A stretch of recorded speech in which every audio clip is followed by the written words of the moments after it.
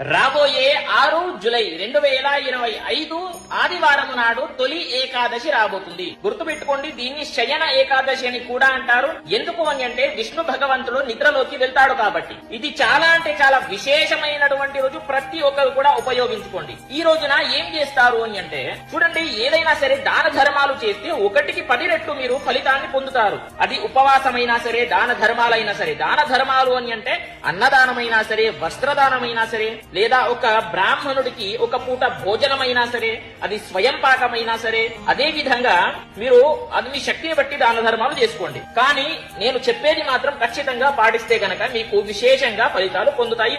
మీకు ఉండేటటువంటి కోరిక ఏదైనా సరే నెరవేరుతుంది. చూడండి, ఆ రోజున బ్రహ్మ ముహూర్తంలో లేచి తల స్నానము చేసి సూర్య భగవంతుడికి నమస్కారము చేసుకుని విష్ణు భగవంతుడి అంటే విష్ణు దేవాలయానికి ఎలాగో వెళ్తారో వెళ్లి దర్శనం చేసుకుంటారు. అదే విధంగా ఆ రోజున ఉపవాసము చేయండి.